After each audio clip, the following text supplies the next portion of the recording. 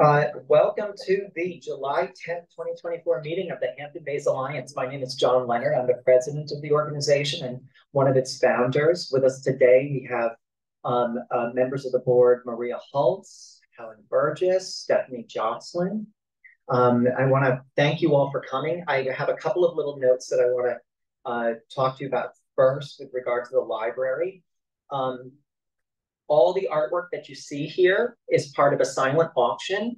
It was donated to the Friends of the Library for the purpose of a fundraiser. So if you would take a look, all the starting minimum bids are $25. Don't you dare put anything on those birch trees because I want them. Trying to drive up the price. Yeah. And this is going to be up the entire month of July. So you can come in, come back, take a look. If you have anything you like, you can continue to bid on it. There's also a show and reception of the Tiny Art Show. It's for all ages. If you go to the circulation desk, you can get a little Tiny Art Show kit.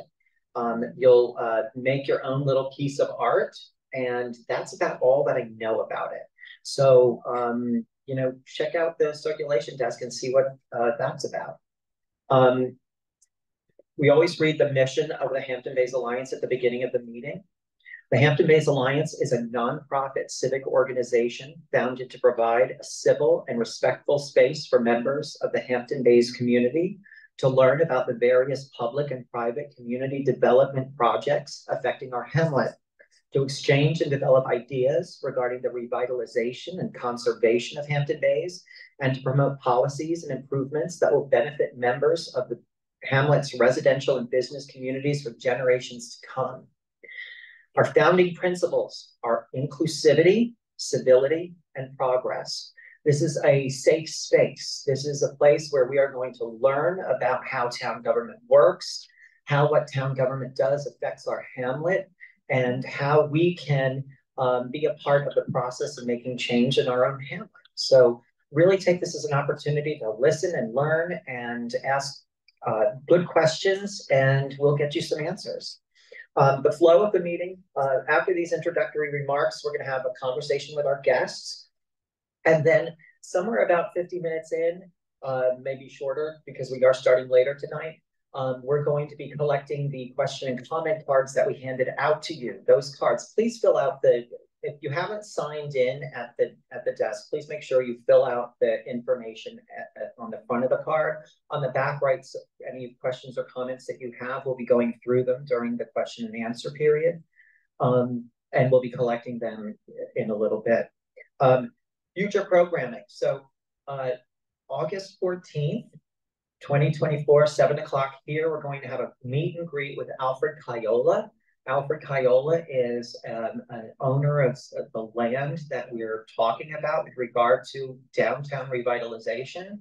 Many of you know who he is. It's an opportunity for all of us to come and meet him face to face. He's always been on the other side of a desk to us at like the express sessions and things of that nature, those kind of public meetings.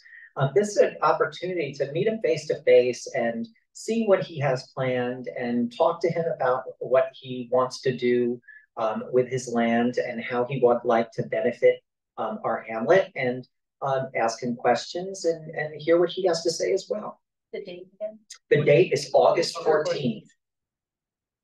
And then on September 11th, we're putting together a program which I'm calling Understanding Affordable and Fair Housing. It's going to be with the Town of Southampton Housing Authority, Executive Director Curtis Highsmith, and we also have a commitment from Housing Authority Commissioner Andrea Klausner, and we may be adding a couple of other people onto that slate, so that should be a really interesting session where we learn about affordable and fair housing and how we can implement those policies and principles in our own communities. So, did you reach out to Sarah? No, I've not reached out to Kara back. We're sticking with the Housing Authority right now. If we're going to do CPF and CHF, we're looking at maybe doing that in a different session. So turning to today's program. Many in the Hampton Bays community want to see a revitalized downtown district, but a pressing concern is the question of what it will cost us as taxpayers.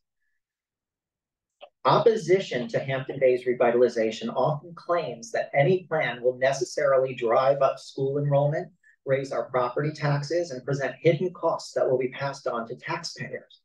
Tonight, we aim to engage in a lively conversation of how we might fund such a project and what it will mean to our tax bills.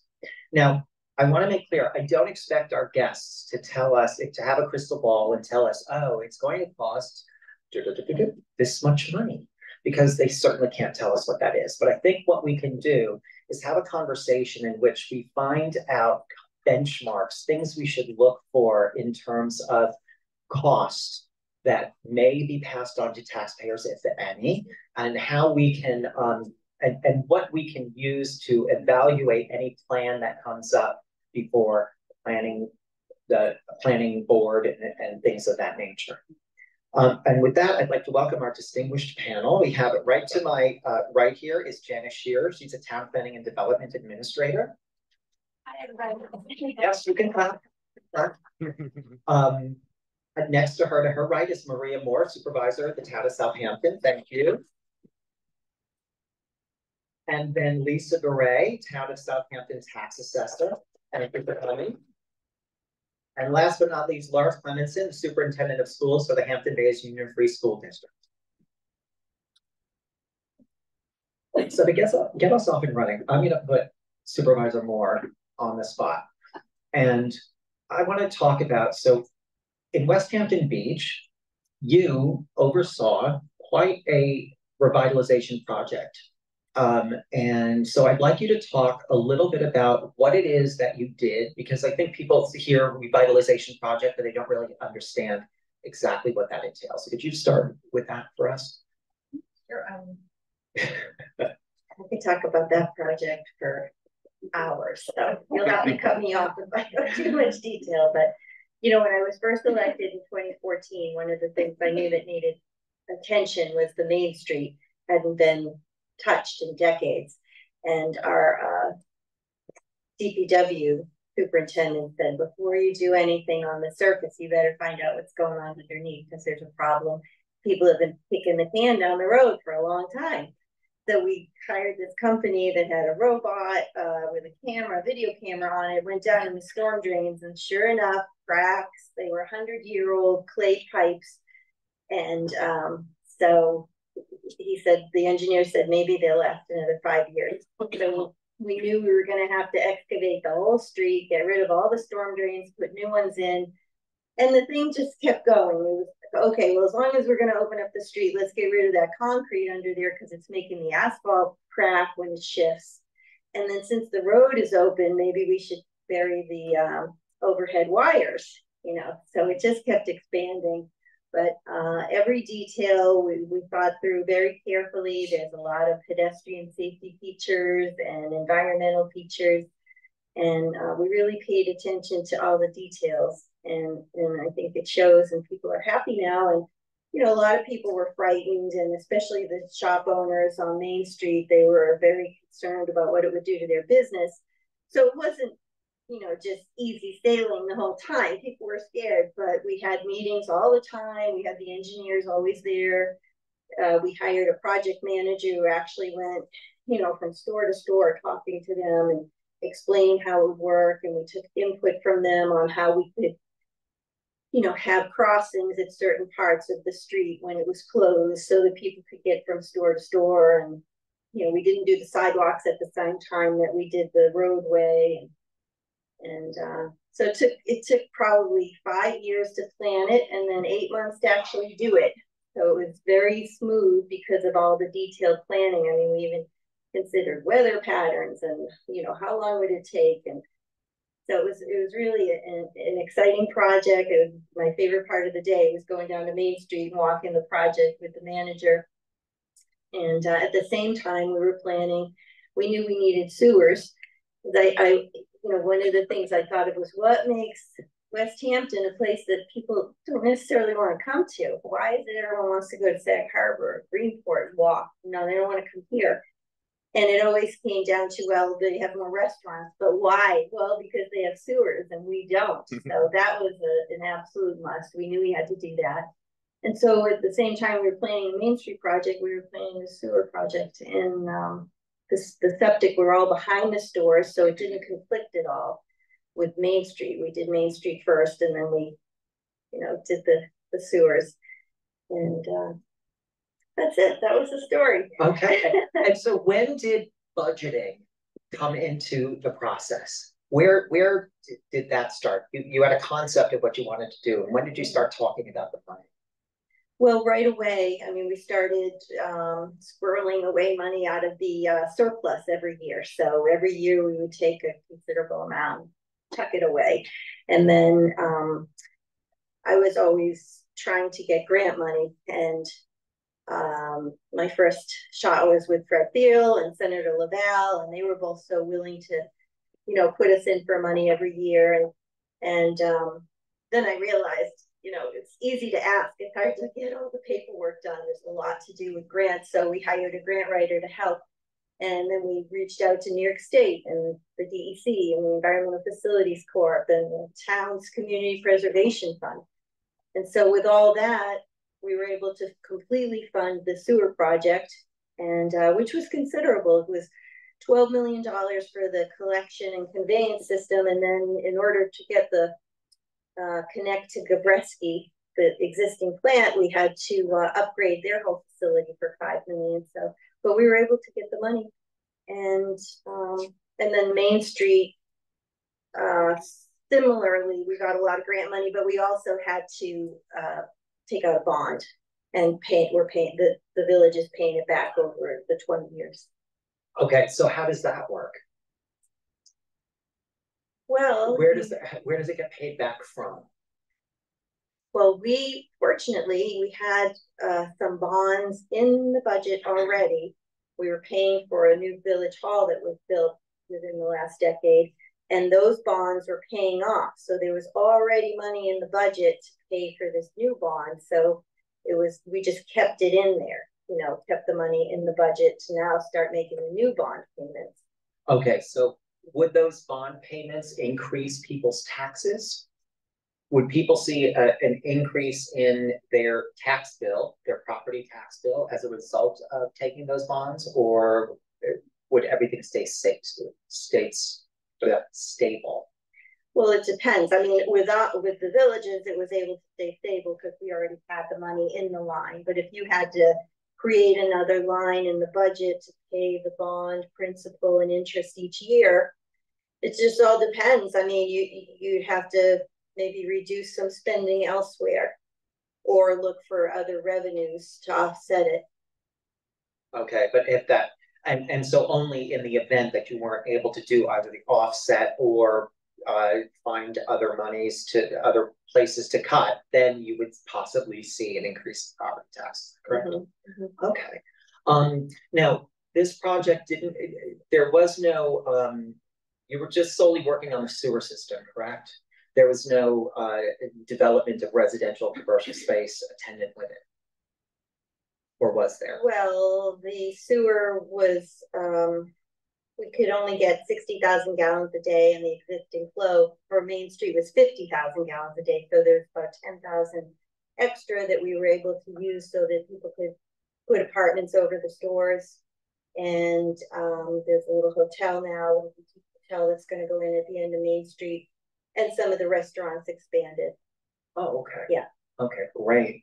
Now, were there any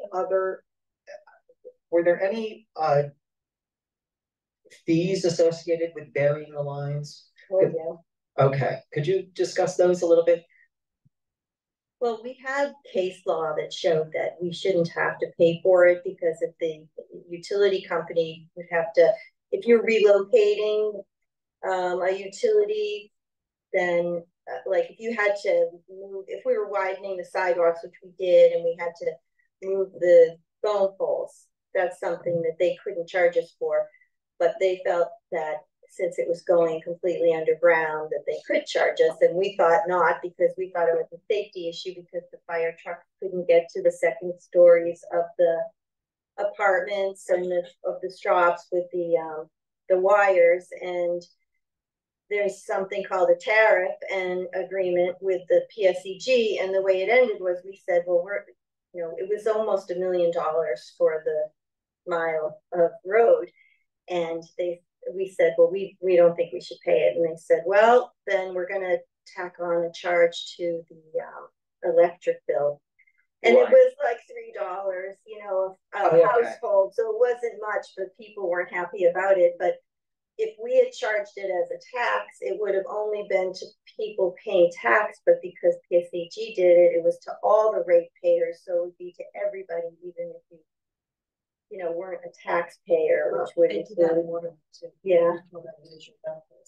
visual benefit. Yeah, I was going to ask about it because I saw, so when you were running, there was a letter to the editor about this in the paper, and talking about the West Hampton visual benefit assessment. Yeah. So, and it was $3 a month, or, and how, and it was between $1 and $3, it's lower in the winter.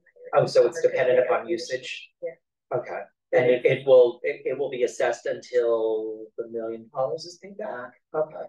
Like 20,000. Okay. So that's like $36 a year to each ratepayer. Yeah. Okay. It's not nothing. It's not nothing. No, certainly not. But it's good to know about. But we did have public meetings, right. I mean, it wasn't a secret that we were doing it. We let everybody know, but maybe some people weren't paying attention and didn't realize it. Okay, and then they saw that on their bill and they felt surprised. Yeah. Exactly. Okay, were there any other, other than bonds and surplus money and grant money, any other sources of cash that were used to?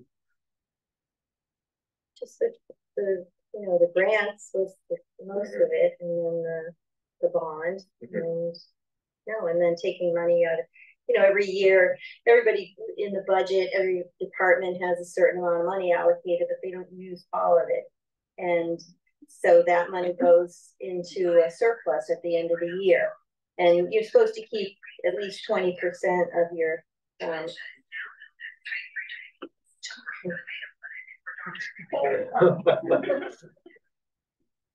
We're going to learn about diabetes as well. It's supposed to keep, 20% of your overall budget for, emergencies. So we would never want to go below that, but we would manage to take maybe $500,000 a year and tuck it away in the sewer fund or the Main Street budget line. Okay. Now, I'm planning ahead. Oh, exactly. And so it sounds to me like you're doing the budgeting and you're thinking about these things well in advance of ever breaking ground. Oh, yeah. Yes. So I'd like to turn to Janice.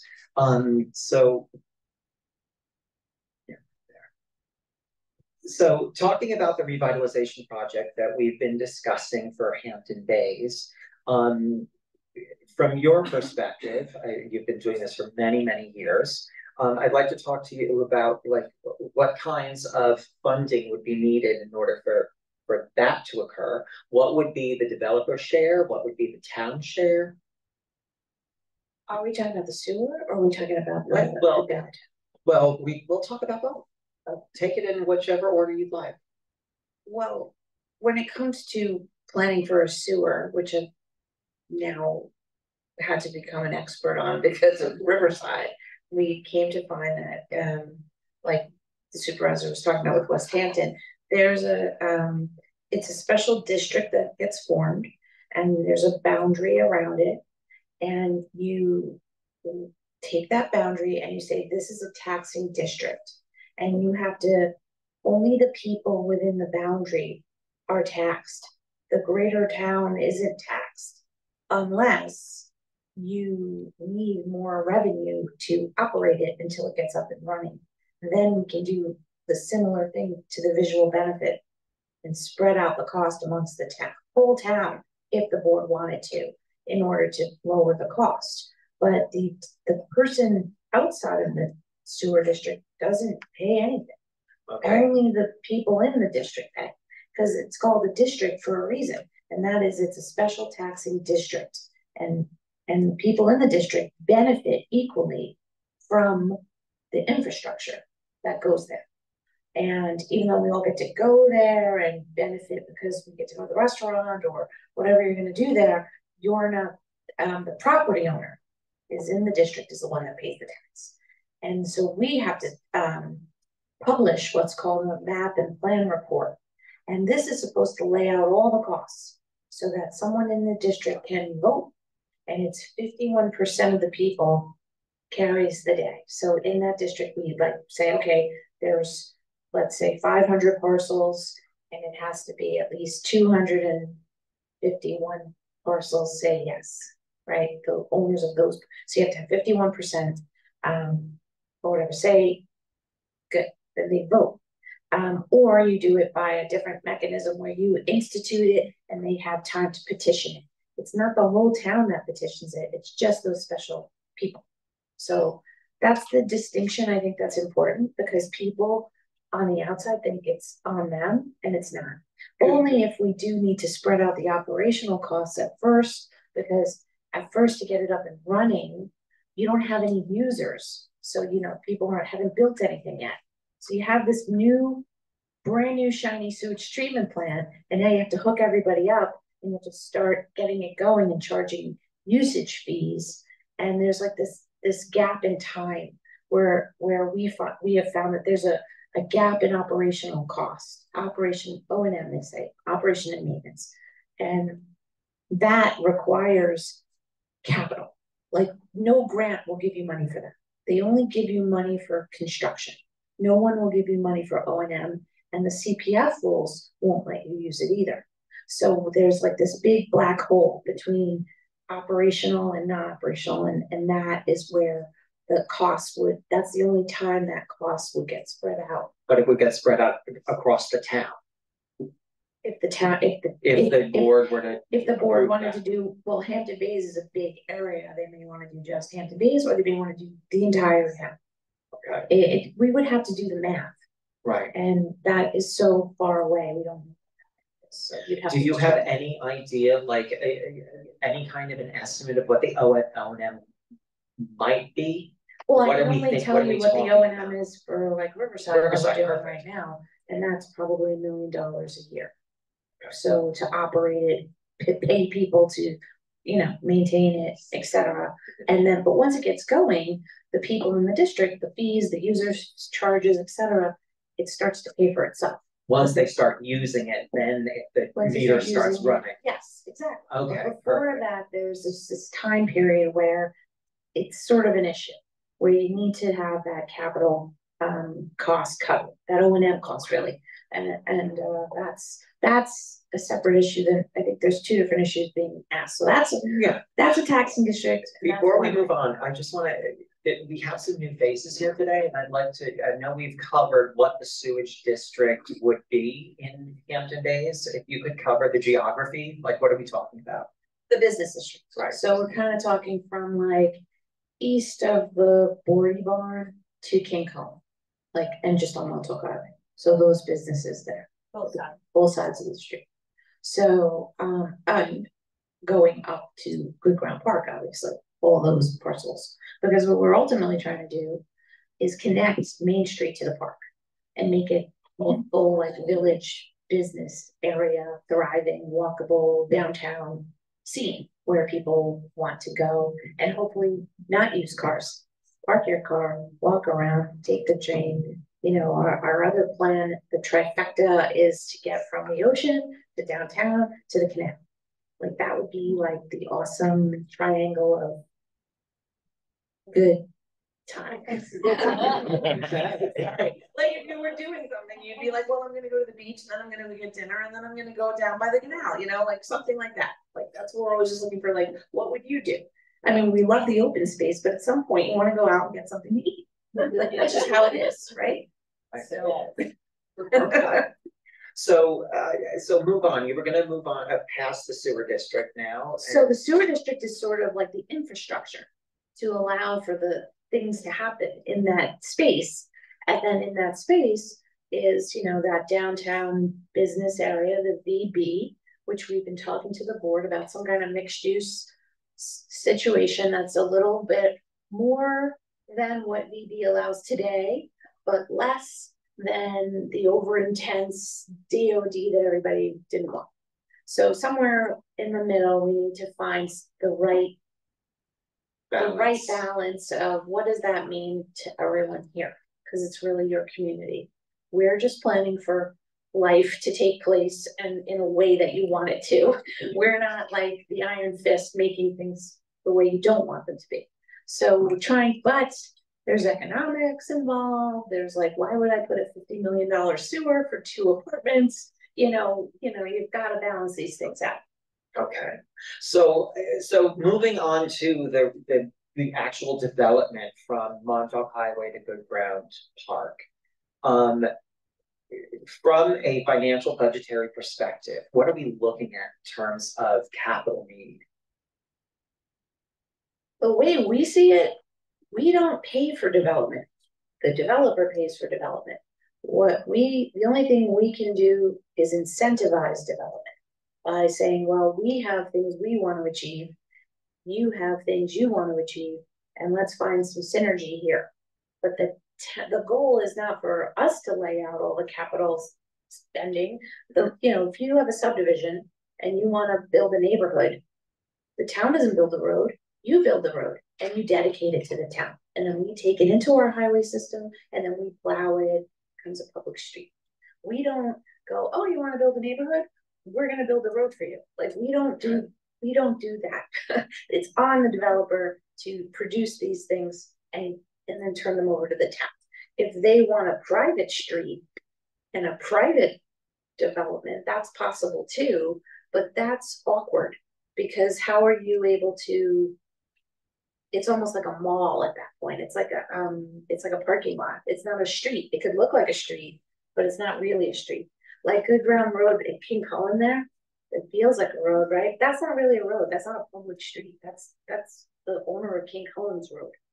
But they made it look like a street and then gave us easements so that you all can use it like a street.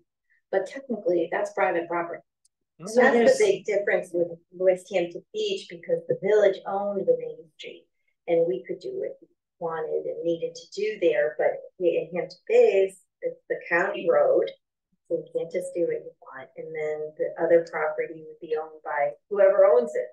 Right, but the goal is to make it, I would argue, as the planner in the room, a public street because the public should have access to the street. You're doing the development, and then when it becomes a public street, that's where these things kick in. Though, once the public owns it, the public pays for it. So you pay that, you got to repave it. We're paying the highway budget, whatever. But so there's benefits why there's private roads because private people want to pay their own plowing service and they want to do their own thing.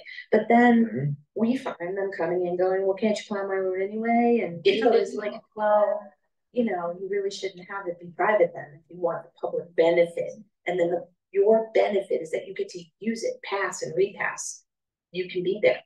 But I do love the idea of getting the foot traffic off of Montauk Highway and aiming it towards the park. It draws people to the park and you can have all the shops along the roads and then we take over the roads. So yeah, I think it's a good plan to whatever the plan ends up being. So let's turn to Ms. Goree.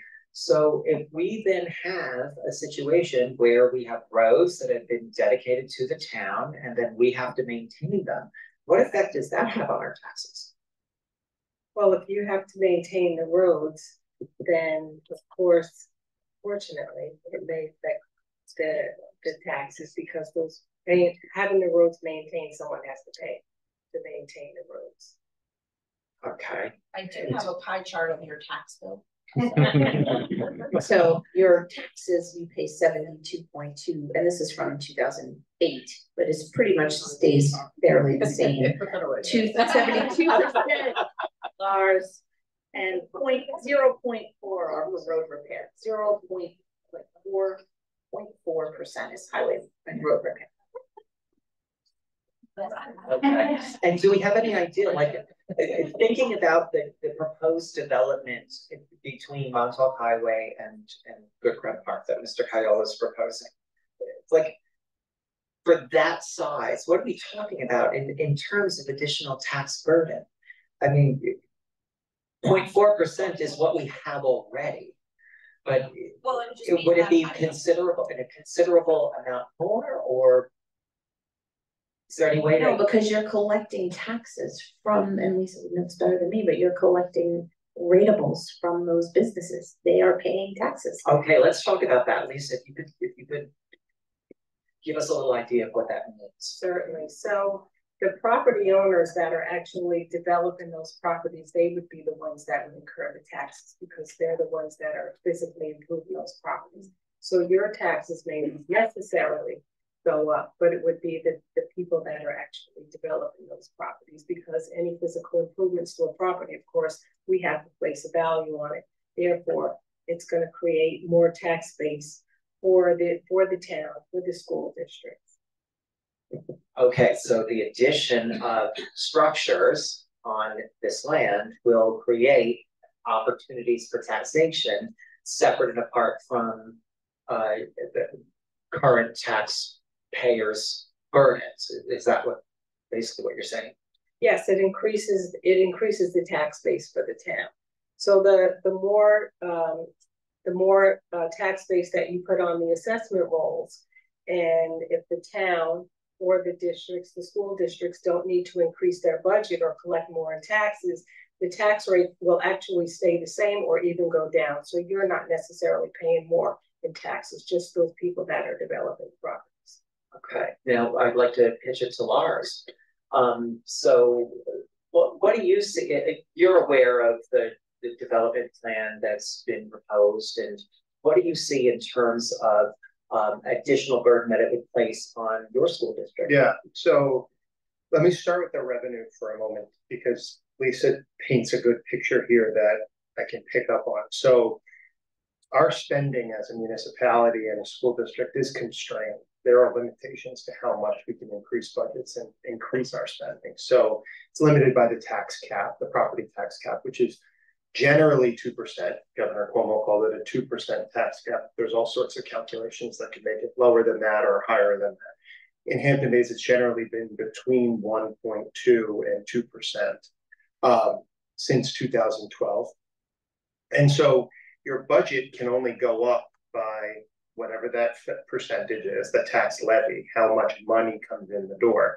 I'll talk about where that money comes from in a minute.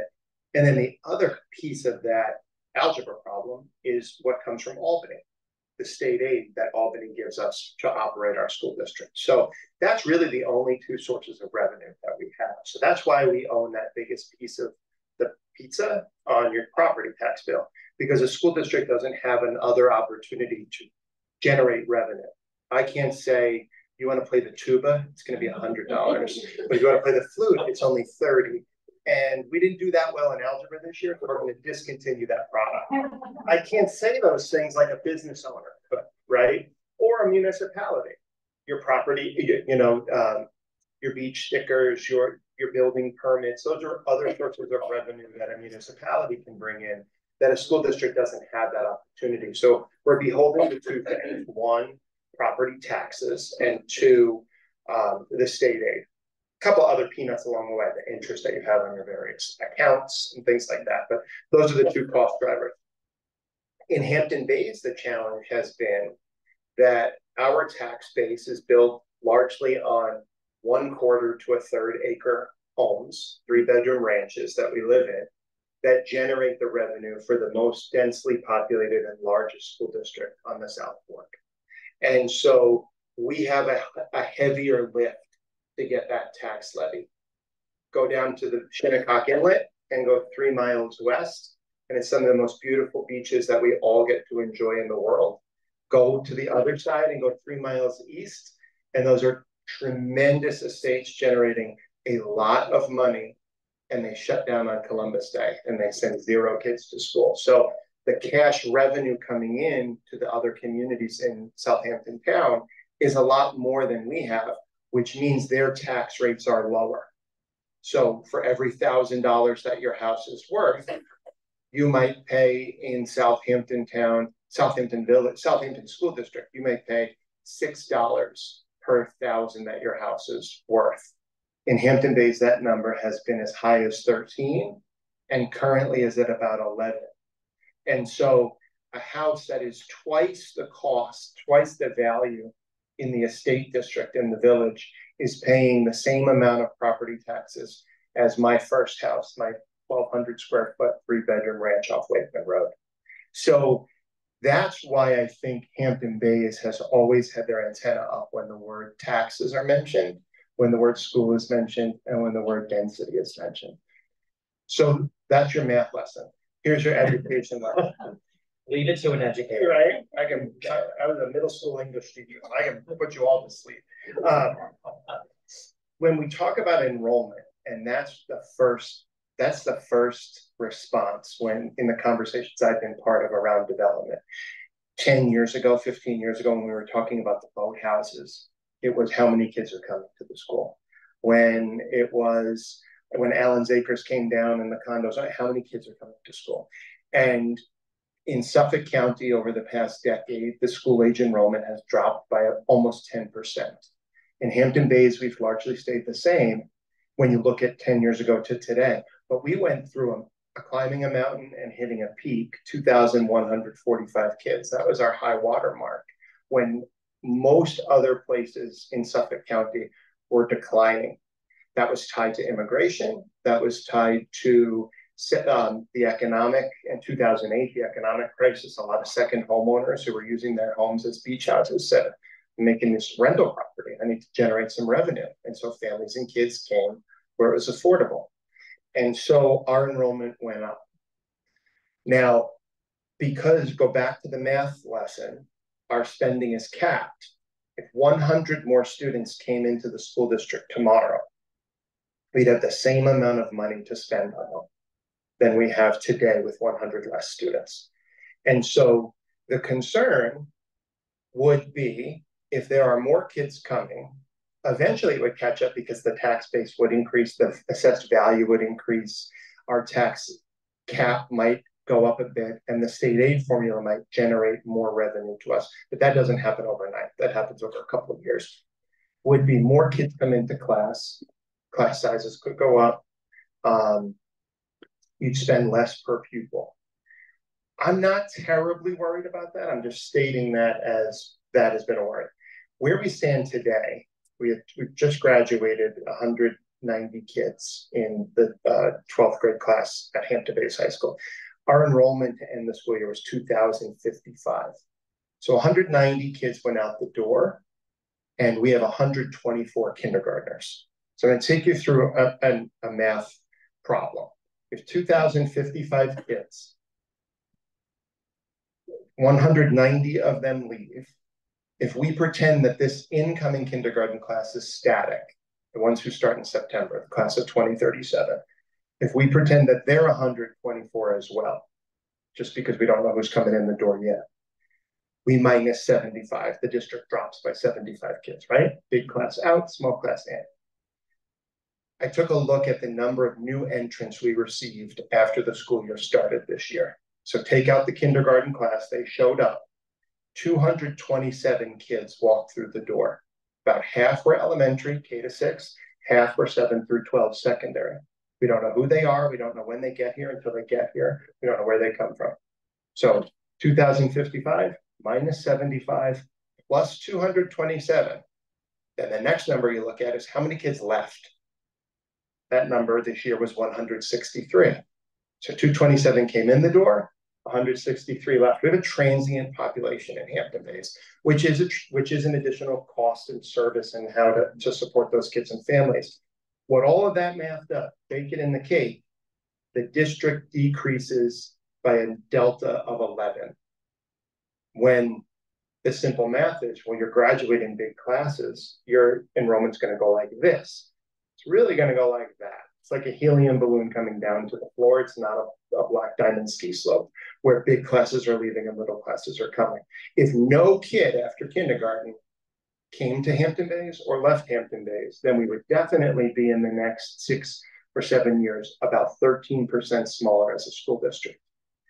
But all of that you all are a great audience, because most people, when I go through this, their eyes roll, they look away. It was nice to see you, Lars, and they don't want to get into the details of that because it's really nuanced.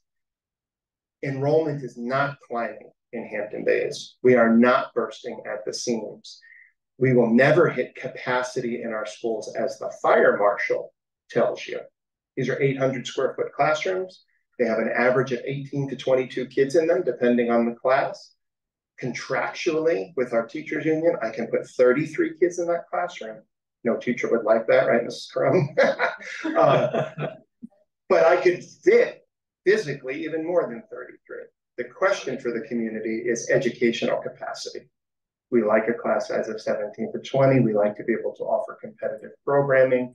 When you have more kids in a constrained budget, what it means is you have to spend more money on the basics to get kids graduated. You can't do the enriching things.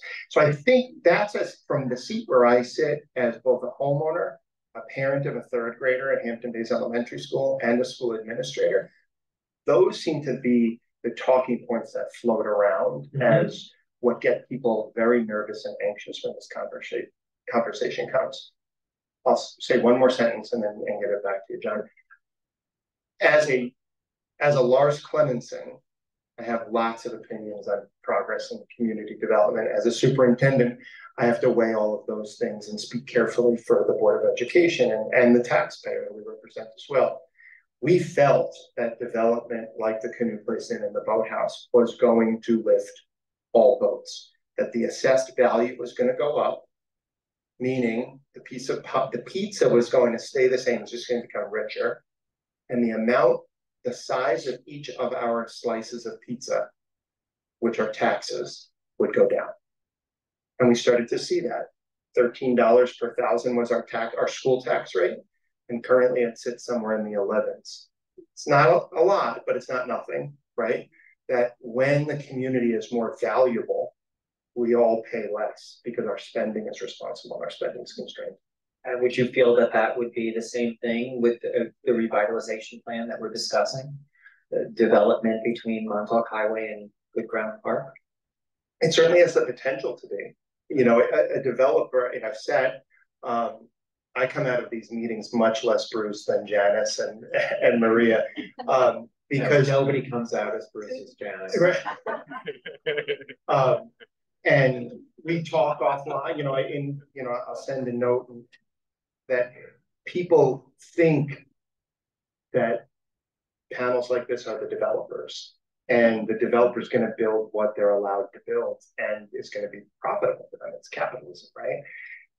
If there was the ability to build a 7-story apartment building that had 2 and 3 bedrooms in them and families went in there, then our school enrollment would increase. I could be concerned about that. Right. But it sounds like all the work that the town board and the agencies in the town and departments are doing is wanting to listen.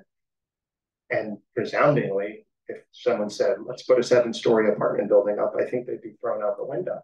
Nobody would want that. So it depends on what it materializes as, but it certainly has the potential to mitigate taxes for the rest of us. Are you able to project based on, we've been talking about historical concepts. How many units was in the plan? I think it was 160. 160. Okay. Lars, would you be able to project based on 160 units what effect that might have on the school district? When the Canoe Place, when the Boathouse properties did their study, whatever that scale was going to generate 1.3 kids. You tell me how you educate 0.3 of a kid, but it's 1.3 kids. So I don't know what that formula would generate. I'll tell you that over about a 25-year period in Hampton Bays, I can tell you that the number of babies born in 11946 in a calendar year will show up as kindergartners. 80% of them will be kindergartners 5 years later. That has been pretty consistent. So that's New York State Department of Health data. It doesn't matter what hospital you were born in. If you claim that zip code, about 80% of that number there's a lot of other things, conversations happening. I was in a conversation with Stony Brook, Southampton folks yesterday, that housing like this doesn't necessarily have to be families. We jump to a mom and 3 kids are going to move in or more, but you have paramedics, you have teachers, you have nurses, you have trades folks that can't get out here to work. It might be them who move in. So I don't have that crystal ball. Right. Yeah, I imagine there would be kids in those 160. Great. Right. But I don't think all 160 units would have 2 to 3 kids. Now, Janice, let's talk about what kind of, I don't want to call it restrictions, but what can we do in that regard as a community in terms of limiting or channeling who is going to be in any of these residential units to the extent that there are any? As government official, the short answer is you cannot do that. There is no discrimination on who can be there. But you could make the sizes, you can cap you can sort of toll it. You can be like, okay, we're doing it in increments of, we'll do 100, see how that goes. And Could you say limit the number of bedrooms per limit the number of bedrooms, but I have to say, I lived in the village of Southampton when you can actually live there.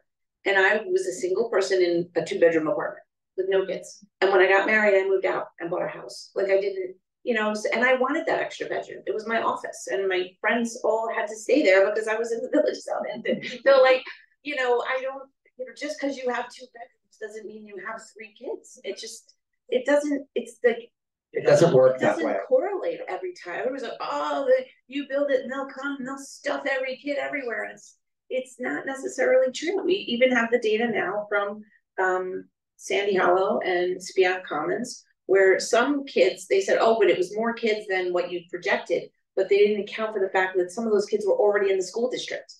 So it was a wash in that case. So you have to temper that with, you could make teeny tiny little units, but would you want to live there? Like, I want to make something that someone wants to live in. Right. Like that would be the goal. And I think any developer would want that too. Like, we don't want to build a little rabbit hutch. You want something that's spacious and nice and has resale value, or maybe it's a condominium and a person can buy it. It doesn't have to be a rental either. Nobody is saying it has to be that way. Someone could build a building with a shop downstairs and a residential unit upstairs, and that whole thing can be considered a condominium where both of those things could be sold. So there's different ways to go about it, but and there could be a multiplicity of things in one development, right? Yeah, the best way I think it always is just sort of starting at a certain point, putting a kind of a tolling and say, let's see how this goes, and then moving forward, another grouping, etc. And then just sort of expand over time instead of gangbusters. Let's build this whole thing and everybody's mad. You have to build something, and no one's just going to build one little teeny thing, right? But I think just having some kind of way of approaching it in an incremental fashion would be my suggestion. Lars, were you going to jump in on something? No. Okay. Go ahead, Ms. Yeah, I just wanted to mention something about the boathouses that Lars had brought up. So initially, their plan for the boathouses were to be individual townhouse units. And then I think midway through the building stage, they realized that they weren't going to be able to sell those townhouses for what they had initially expected. So they actually went for a zoning change, and now it's hotel use. So had they been actually townhouses, I believe the value that it would have put on the roll in Hampton Bays School District would have been about 32 million, something like that. And now the assessed value for all of those units are now only 18 million. Mm-hmm. So it wasn't necessarily that the school district would have been receiving more in taxes, but the distribution of the taxes would have been less that would have been coming out of the current taxpayers' pockets. But to be fair, we had told them to do it that way in the first place, and they didn't listen to us. And then they wanted to do the townhouses, and then it came back full circle to being those tourist units, but the good news is there's no additional kids in the district doing that. And there are little things that have been created over time, like what's called a pilot payment, a payment in lieu of taxes. So the developers in that scenario realized that there was going to be that difference, and they've worked out something where there's something to mitigate that dip, because again, it's not more cash coming to Lars to spend in school, it's smaller pieces of the pie that we all have to pay to get to that number. The same is true on Dune Road. So there's a great book called about Robert Moses, The Power Broker, by Robert Caro. And there's one paragraph in there about Hampton Bays. He says Robert Moses came out in the 40s and was run out of town with clam rakes by the Baymen because he proposed the Jones Beach development on Dune Road. No tax revenue came from that going up until 2008. Most beautiful place, you have Oaklands and Sundays and maybe one or two others. Other than that, it off the tax roll. So the town, through the CPF process, created a pilot payment so that when the school district says we need $40 million for the tax levy, the town says, okay, we're going to give you $40 million to operate the school district. 38 of it is going to come from the property taxpayer. 2% is going to come from that pilot payment. $2 million is going to come from that pilot payment, because we acknowledge that we are not taxing Dune Road like West Hampton Dunes, Quogue, Southampton, and on, and we're not. So it's not a 1-for-1. It's a lot less money, but it is something that mitigates taxes. It's not more cash in the door. It's less cash that we pay as taxpayers. I'd like to turn to, I guess I'm a great question. It's a lightning round. I don't know what just happened. That was so weird. It doesn't like me. Okay, so Patty Hamill has a few very good questions. Does Southampton have surplus that can be tucked away? Supervisor Moore. Well, funny you should ask, because now we are just embarking on the budget process for this year, and the department heads all have until July 19th to get their wish lists into us, and then I'll be sitting with the comptroller and my new deputy, who's here, John Ortiz, and we're going to go through the budget and figure out what we need to spend, what's left. So I'll be able to answer that in a couple of months after we go through all the numbers. Okay, and then does Southampton have a grant writer or the funds to hire? We do have a grant writer. It's the same woman that we used in the village. She's excellent. Her name's Jennifer Messiano, and she's available to us whenever we need her. So we'll be able to tap her. She's really excellent. Janice does a lot of the grant applications. Because it takes a lot of internal information. Jennifer might package it at the end, and know how to say things in a particular way, but there's a lot of documentation that has to go in to support the application. And that's Janice. Yes. Okay, so does connecting Good Ground Park mean traffic through the park's access road?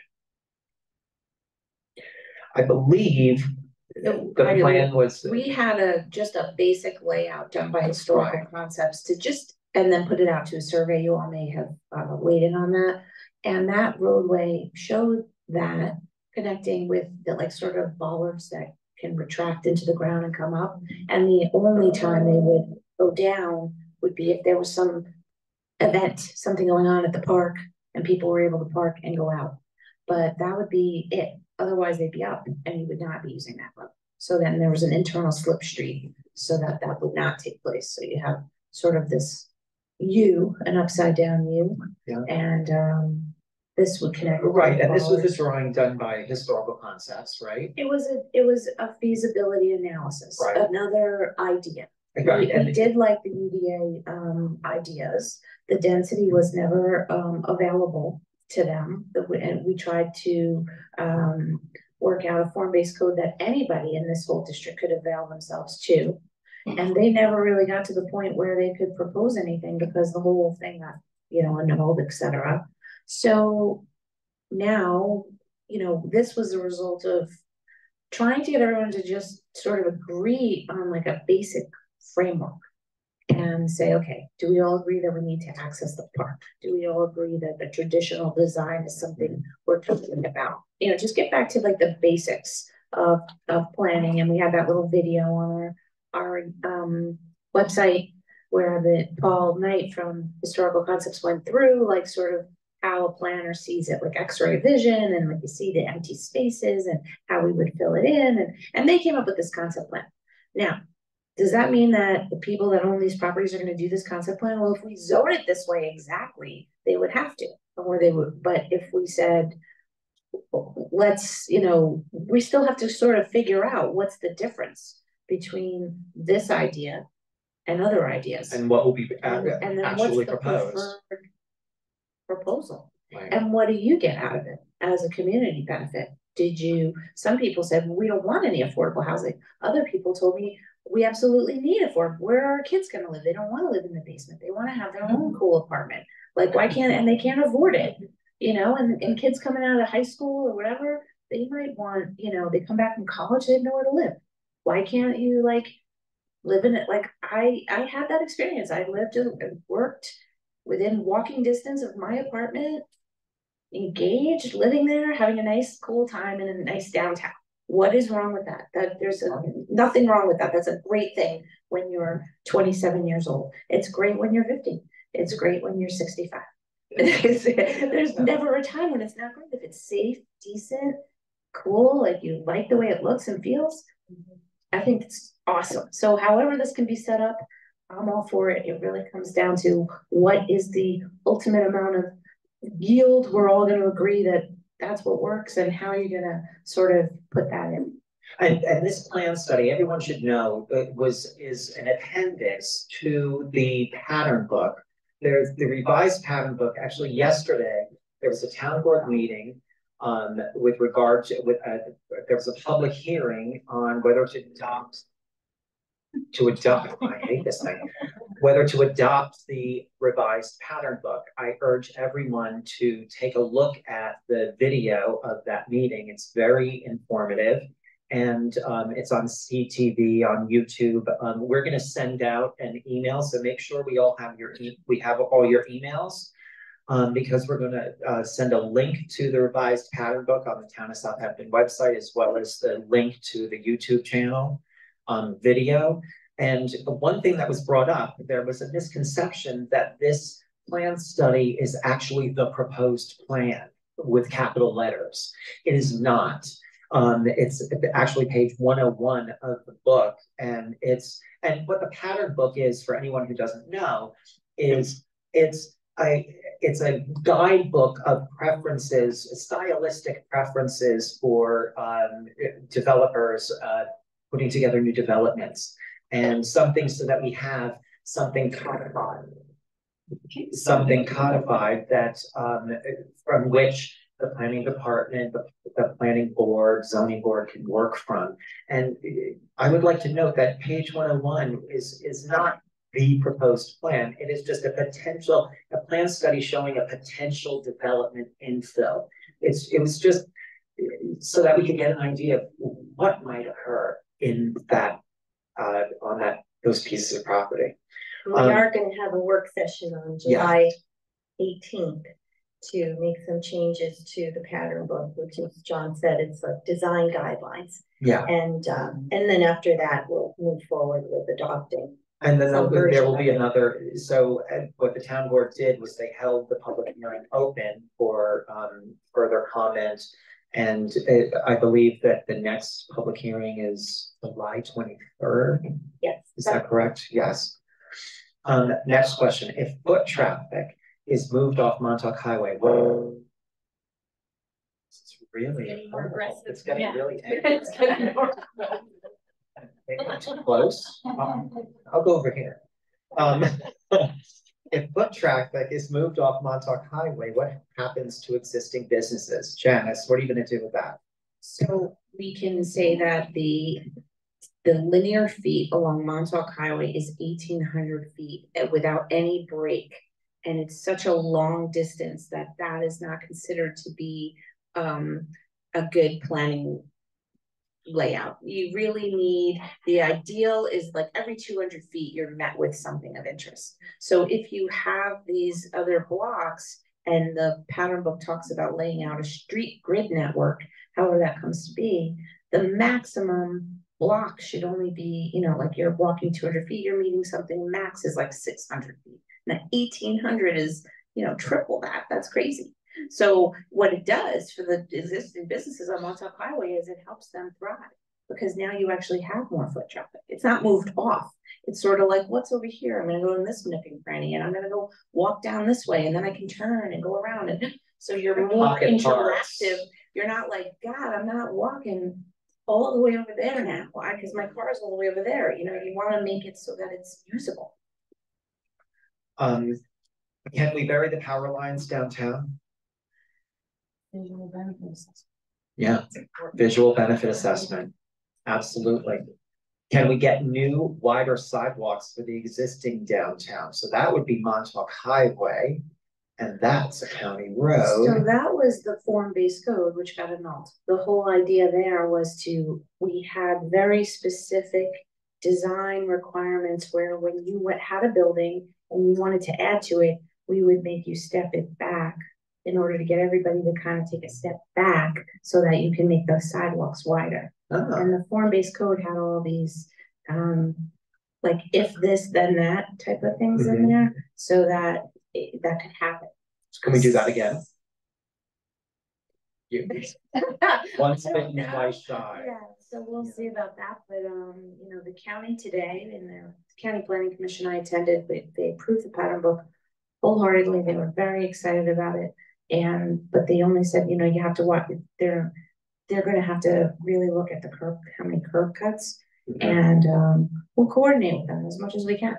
You know, they did repave Main Street. There may be, you know, it's just that when you have an existing building there, that's there. Well, are there incentives that we could give to current landowners to move their building back if they? I think that when you have the sewer infrastructure and now someone was seriously considering doing something different or new, then that's the time where we would say you've got to step it. Until then, I think we're kind of stuck with it that way. But you know, that's why we kind of want to get off there with the wider sidewalks on the other blocks, because they'll be new. And those wonderful questions came to us from Nico Caron. Dolores Riley asks, how do the eventual plans for housing at the college impact plans for development in Hampton Bays? And I'm going to add, if any. Well, Stony Brook just formed I don't know if you can call it a working group or steering committee, but Lars is on it with me, and there's a lot of other people that are involved, and we're meeting every month or every other month to generate ideas on what can be done. And the focus now is looking at the money that the governor's put aside for housing, workforce housing on the campus. But what has to go with that? You know, there has to be sewer treatment, there have to be new roads, we have to open up the train stop.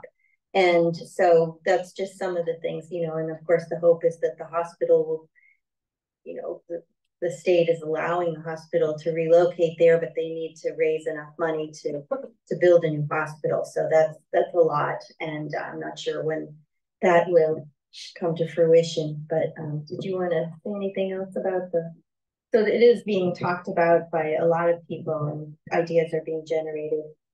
And it just shows how interconnected everything is, because the workforce housing as part of the governor's plan is a piece of the puzzle, but the other pieces of the puzzle include revitalizing the Stony Brook Southampton campus to what it had formerly been in terms of an arts institution. You know, wonderful work it does at Marine Sciences.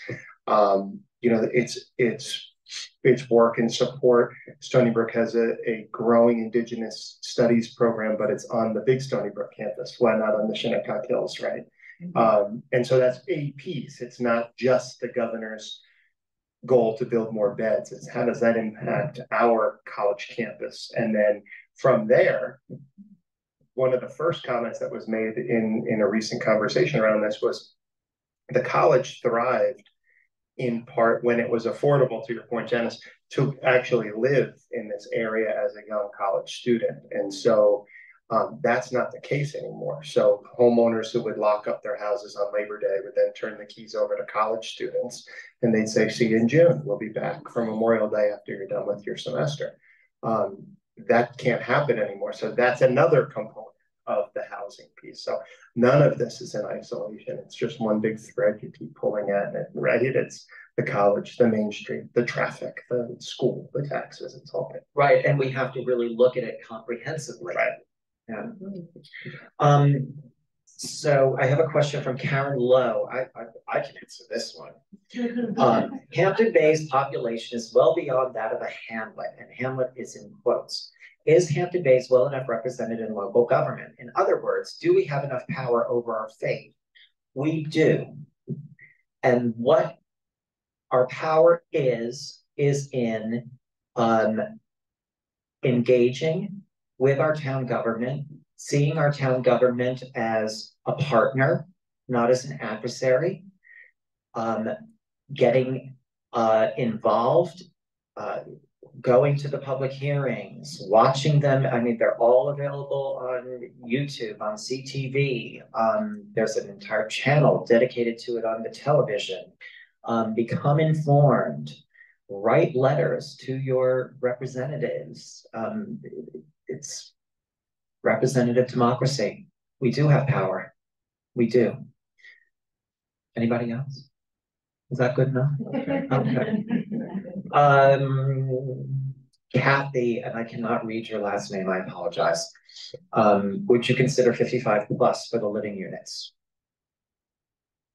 Go, Janice. I think that, I mean, anything you plan should have a diverse group of people, you know, like you should have some seniors, you have some youth, you have, you know, younger folks, you know, you have the strength is in the diversity. If it's all senior community, then, you know, seniors thrive on seeing young people live. It's not right to just segregate everybody like that. So I'm an advocate of people coming together, and that's what makes a good community. Absolutely, I agree with that wholeheartedly. April Carone asks, what happens to the land Mr. Kayella owns if the new zoning, multi-use, is not passed? There is no new zoning. I just want to say this. The VB zoning is staying the way it is. We're not taking it away. What we are doing is potentially creating an additional floating zone designation or an overlay or a special use permit. We haven't decided, the board hasn't decided which one they want to go with. There's a few planning tools in our toolbox. So you have this toolbox of planning tools, and you can, you know, just like regular tools, this may need a wrench or a Phillips, I'm not sure. And we put them all in the code, and different times there's different applications, and then you pull out that tool. So there may be a tool that we create for mixed use opportunities. And instead of us, what we did the last time, which did not go well, we tried to say, let's take all the obstacles away, and we'll create all the zoning and everything for you. So all you have to do is apply, and you don't have to do the secret, and you don't have to do all that environmental review, and you don't have to do anything. As a developer, that's an obstacle to development, or even just a person that has owned their property for, you know, 50 years, and now they want to come out and build something. They would be like, well, I can't build something because the town's going to make me do an environmental impact study. The town's going to make me put in my own this, that, you know. And so we tried to do it for everyone. Instead of rising tide lifts all boats, we're going to do this for everyone here in this area. And that went down in flames. Why did that happen? I can't tell you. So what we're going to do is instead create the tool, and then you can, as a person that owns property, you can avail yourself to that tool, come to the town board and say, can I do this? And now it's in your hands, and you are going to have to do it. You're going to have to do the traffic. You're going to have to do everything, because we tried to do it all, and that didn't go well. So So, when she says you're gonna have to do it, you're gonna have to pay for it. yeah, The developer's gonna have to pay for it. we tried to say a revitalization is really an effort to get people interested and excited and speculate and buy property and want to do something. That's the whole point. So the fact that that happened was a good thing. We are glad that happened. And someone taking properties and merging them and aggregating them to do a cohesive development plan is like a planner's dream, because we're always like piecemeal. And like, well, when they finally come here, we can connect the two parking lots in 20 years. If somebody bought all the property and it did it all at once, yay, that's good. That's not bad. So, but you know, it's okay. It's had to be that way. So now we live and learn, and it just get to something that everybody can agree is what you want, and then hopefully it'll happen. And if it doesn't happen, if they say, well, this isn't good enough, then he can make his own choices. He can sell it, do whatever he has to do. I believe we have a comment right here. No, Janice, you keep saying VB, and I have a feeling a lot of people may not know what that is. Oh, I'm sorry. Village business is the zoning district that it is currently now, which allows a mix of uses, shops, retail, you know, apartments above, apartments below. You can do that all right now. It's the amount of them that is that question. Right now, you can do very few. In order to make anything work, people want to do more because the economy of scale doesn't work. But how much more are we willing to take in order to have what we want? Right, and one of the big things for people who haven't come to any of these sessions is that we have a very limited amount of what we call wet uses. Restaurants, cafes, delis, things of that nature, and that you only expand your ability to add more of those kinds of uses by installing a sewer system. And so that's why this is so important for us as a community. If we want to have a more vibrant, walkable, highly pedestrian downtown area, it will include cafes and bakery, or, you know, bookshops and things of that nature, but we need to have a sewer system. Right, and so now that instead of doing all this form-based code and all that work, we'll just focus on the infrastructure as far as the town. Yeah, and the good thing is we already have Janice arranged for, you know, some engineers to come in and tell us where they thought. They did an evaluation of what's the best location. And so we already know what that is. And there was a piece of property we had to acquire in order to do that. And we're in the process of doing that. So, and Janice has already submitted applications for funding. So we're on the way with the sewer project. Which is wonderful. And what has been my mantra in all of these, the last 3 meetings, and the mantra of the Hampton Bays Alliance is, let's put the past in the past. Let's, you know, there's the HBDOD, the Hampton Bays Downtown Overlay District. We have beaten that dead horse for far too long. And it is time for us to just move forward, find a way forward together as a community with our partners in town government. Really, it's about future generations. Like, what do we want to leave to our kids? Do we want to leave them the same town, the same hamlet that we have? Or do we want to leave them something better? And I think the choice is clear. Let's see, last question. Well, a couple more questions. Mr. Clemensen mentioned previously that the school district has room to grow. However, new homes are consistently being built. How will this impact our schools? Yeah, there's a new development by the police station. I saw cesspools going in by the on-ramp to Sunrise West. Certainly has the potential to. We haven't had new enrollments yet from, I think it's called Greenway Circle by Red Creek Park. But all of that has the potential. So that's the unknown piece, right?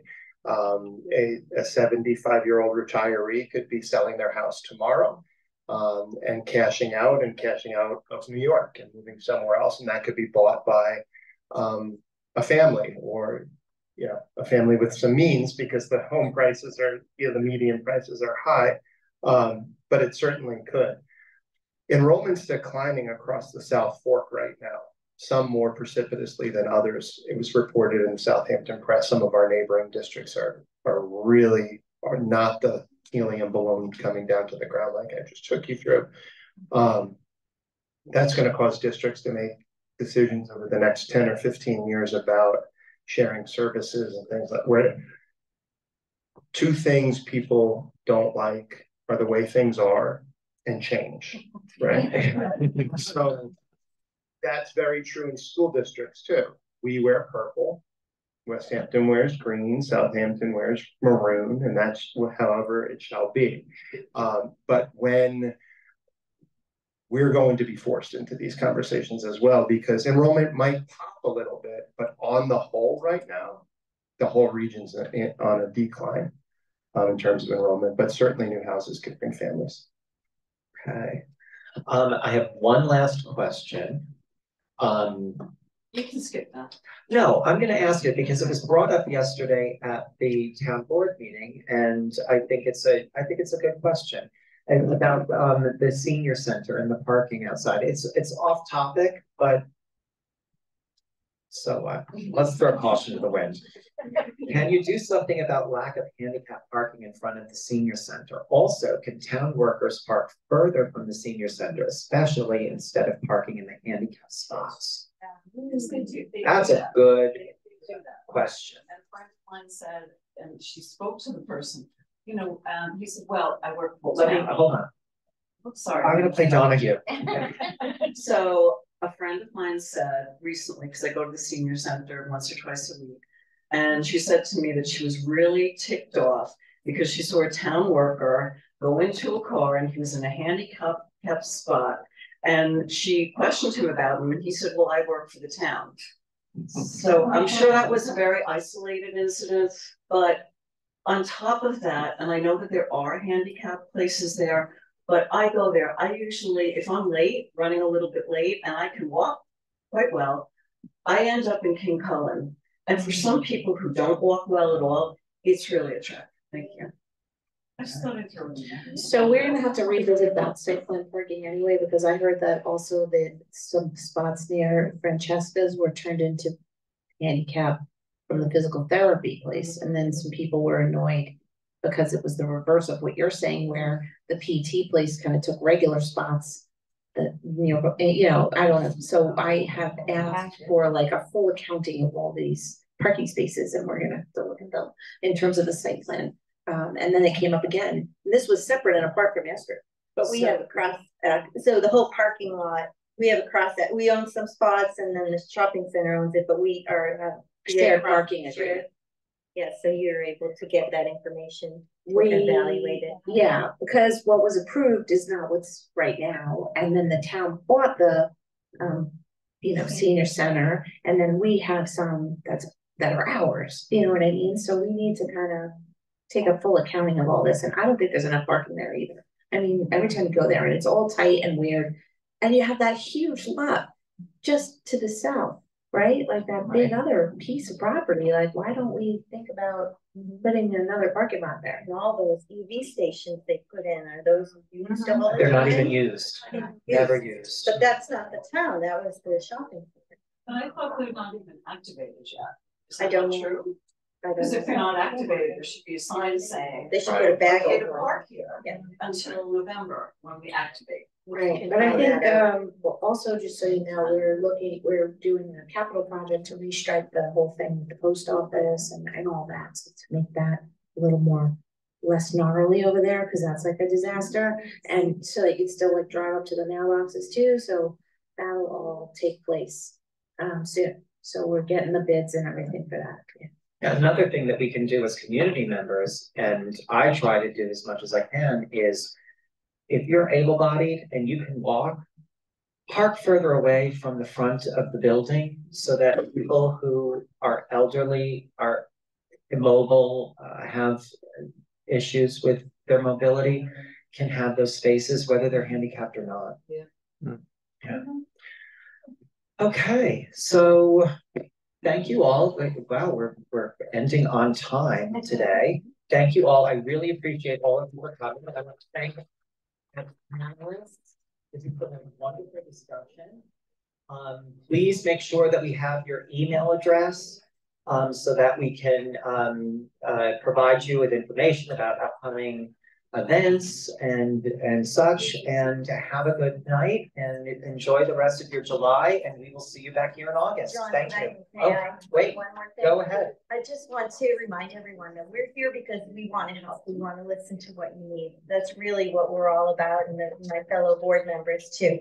And whether it's something very large, like citing a sewer treatment plant, or something small, like I was at the Hampton Bays Beautification Association meeting, and they mentioned that they didn't have any storage anymore for their decorations. Something happened to where they had been storing them, and so I mentioned it to our highway superintendent, and he said, well, if they can get a container, I'll find a place for it, you know, at our location. That's awesome. And, you know, so just something like that. It's very small thing, but it was important to some people. So, and the good news is we hired a contractor yesterday to demolish the Bel Air Cove.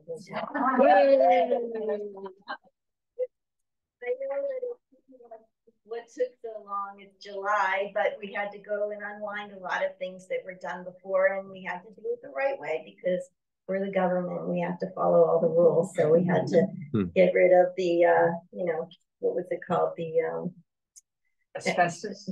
Well, that was part of it, but yeah, there was just some legal steps we had to take. What was that?